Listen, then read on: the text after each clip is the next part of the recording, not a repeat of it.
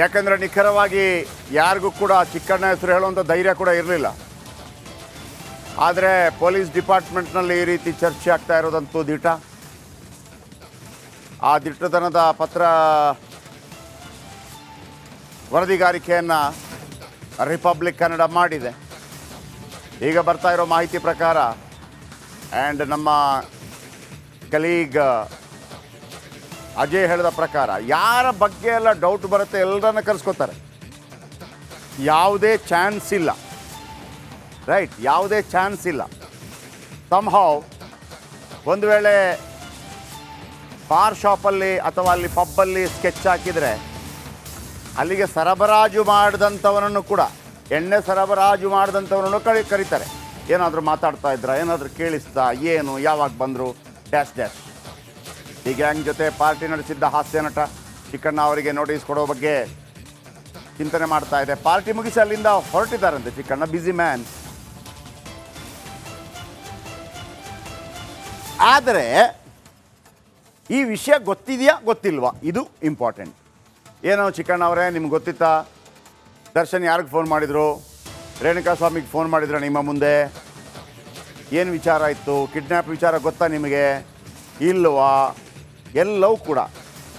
ಆಮೇಲೆ ಎಷ್ಟೊತ್ತು ತನಕ ಇದ್ರಿ, 1 ಗಂಟೆ ತನಕ ಇದ್ದೆ, ಫೋನ್ ಮಾಡಲೇ ಇಲ್ವಾ ನಿಮಗೆ, ನೀವು ಕೇಳಿಸ್ಕೊಂಡಿಲ್ವಾ, ಈ ಥರ ಎಲ್ಲ ಮಾತುಗಳು ಬರುತ್ತೆ. ಏನು ಮಾತಾಡಿದ್ರು ಆಗಿದ್ರೆ, ಯಾರ ಜೊತೆ ಮಾತಾಡಿದರು, ಹೀಗೆಲ್ಲ ಬರುತ್ತೆ. ಹಾಗಾಗಿ ಅದೇ ನೀವು ಈ ಕೊಲೆ ಕೇಸ್ಗಳೆಲ್ಲ ಹೇಗೆ ಅಂತಂದರೆ ಹೆಂಗೆ ಸುತ್ಕೊಳ್ಳುತ್ತೆ ಅಂತಂದರೆ, ಈ ಕೊಲೆ ಅಂದ ತಕ್ಷಣ ಭಯ ಪಡೋದು ಯಾಕೆ, ಇದೇ ಕಾರಣ. ಓಕೆ, ಒನ್ಸ್ ಅಗೇನ್ ಅಜಯ್ ನೇರ ಸಂಪರ್ಕದಲ್ಲಿ. ನಡಿ ಈಗ ಶುರು ಮಾಡೋಣ. ಕೇಸರಿಯಿಂದ ಮನೋಲ್ಲಾಸ ಮನಸ್ಸು ಮತ್ತೇರಿ ಕುಣಿದಾಡಿದೆ ನೋಡು, ಮನಸ್ಸು ಮತ್ತೇರಿ ಕುಣಿದಾಡಿದೆ ನೋಡು. ಕ್ಷಣ ಕ್ಷಣವೂ ಆಚರಿಸಿ ಕೇಸರಿ ಹಬ್ಬ. ವಿಮಲ್ ಬಾಯಲ್ಲಿ ಹೇಳಿ ಕೇಸರಿ. ಮತ್ತೊಮ್ಮೆ ಈಗ ಚಿಕ್ಕಣ್ಣ ಅಲ್ಲಿಂದ ಹೊರಟಿದ್ದಾರೆ. ಹಾಗಂತ ನಾವೇನಂತ ಅರ್ಥ ಮಾಡ್ಕೋತೀವಿ, ಅವ್ರು ಶೆಡ್ಗೆ ಹೋಗಿಲ್ಲ, ಸೊ ಅವರು ಇದರಲ್ಲಿ ಇನ್ವಾಲ್ವ್ಮೆಂಟ್ ಇಲ್ಲ. ಆದರೆ ಪೊಲೀಸರು ಕರೆದಾಗ ಏನು ಅಂತ ಕ್ವಶನ್ ಕೇಳ್ಬೋದು ಅವ್ರ ಹತ್ರ. ಆ ಕ್ವಶನ್ಗಳಿಂದಾಗಿ ಬರುವಂಥ ಉತ್ತರದಲ್ಲಿ ಏನಾದರೂ ಕ್ಲೂಗಳು ಸಿಗತ್ತಾ? ಚಿಕ್ಕಣ್ಣನಿಗೇನು ಆಗದೇ ಇರ್ಬೋದು ಅಥವಾ ಏನು ಶಿಕ್ಷೆ ಆಗದೇ ಇರ್ಬೋದು, ಆದರೆ ಅವರ ಹೇಳಿಕೆಗಳು ಈ ಕೊಲೆಯ ಘಟನೆಗೆ ಕೆಲವು ಸಾಕ್ಷಿಗಳಾಗತ್ತಾ? ಅದು ಹೆಂಗೆ ಅಜಯ್?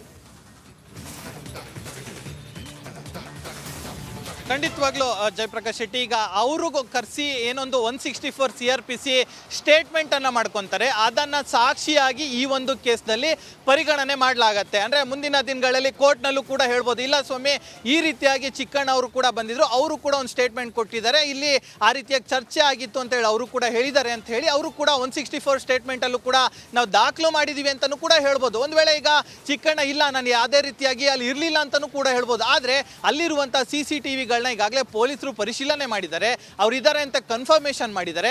ಸೊ ಹೀಗಾಗಿ ಅವರು ಕೂಡ ಚಿಕ್ಕಣ್ಣ ಇಲ್ಲ ನಾನು ಇಲ್ಲಿ ಇರಲಿಲ್ಲ ಅಂತಲೂ ಕೂಡ ಹೇಳೋಕ್ಕಾಗಲ್ಲ. ಸೊ ಹೀಗಾಗಿ ಎಲ್ಲ ಎವಿಡೆನ್ಸನ್ನು ತಗೊಂಡಿದ್ದ ನಂತರದಲ್ಲೇ ಪೊಲೀಸರಿಗೆ ಯಾವಾಗ ಅನುಮಾನ ಬರುತ್ತೆ ಮತ್ತು ಎಲ್ಲೋ ಒಂದು ಈ ಕೇಸ್ಗೂ ಕೂಡ ಒಂದು ರೀತಿ ಸಣ್ಣದಾದ ಲಿಂಕ್ ಸಿಕ್ಕಿದ್ರು ಸಾಕು, ಅವರನ್ನು ಕ್ರಾಸ್ ಕ್ವೆಶ್ಚನ್ ಮಾಡುವಂಥ ಎಲ್ಲ ಅಧಿಕಾರ ಕೂಡ ಈಗಾಗಲೇ ಪೊಲೀಸರಿಗೂ ಕೂಡ ಇರುವಂಥದ್ದು. ಸೊ ಹೀಗಾಗಿ ಅವರಿಗೂ ಕೂಡ ನೋಟಿಸ್ ಕೊಟ್ಟು ಕರೆಸಿ ಅವರು ಕೊಡುವಂಥ ಸ್ಟೇಟ್ಮೆಂಟ್ ಮೇಲೂ ಕೂಡ ಅವರ ಒಂದು ನಿರ್ಧಾರ ಈಗಾಗಲೇ ನಿಂತಿರುತ್ತೆ. ಅವರು ಕೂಡ ಬಹುತೇಕ ನಾನು ಇಲ್ಲ ನನಗೆ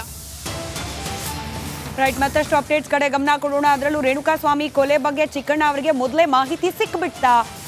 ಪಾರ್ಟಿಯಲ್ಲಿ ಇದ್ದವರು ಇದ್ದಕ್ಕಿದ್ದ ಹಾಗೆ ಅಲ್ಲಿಂದ ಹೊರಟಿದ್ದೇ ಇದೀಗ ಪೊಲೀಸರಿಗೆ ಅನುಮಾನ ಬರಲಿಕ್ಕೆ ಕಾರಣವಾಗ್ತಾ ಇದೆ. ಪಾರ್ಟಿ ನಡೆಯೋ ಸಂದರ್ಭದಲ್ಲೇ ಏನಾದರೂ ರೇಣುಕಾ ಸ್ವಾಮಿ ಕಿಡ್ನಾಪು, ಮರ್ಡರು, ಈ ಪ್ಲಾನಿಂಗ್ ಬಗ್ಗೆ ದರ್ಶನ್ ಚಿಕ್ಕಣ್ಣ ಬಳಿಯಲ್ಲಿ ಮಾತನಾಡಿದ್ರ? ಇದನ್ನ ಕೇಳಿನೇ ಚಿಕ್ಕಣ್ಣ ಅಲ್ಲಿಂದ ಎದ್ದು ಹೊರಟ್ಬಿಟ್ರ? ಅನುಮಾನ ಸಹಜ. ಹೀಗಾಗಿ ಪೊಲೀಸರು ಇದೇ ಆಯಾಮದಲ್ಲಿ ಚಿಕ್ಕಣ್ಣ ಅವರನ್ನ ಕೂಡ ಪ್ರಶ್ನೆ ಮಾಡೋ ಸಾಧ್ಯತೆ ಇದೆ.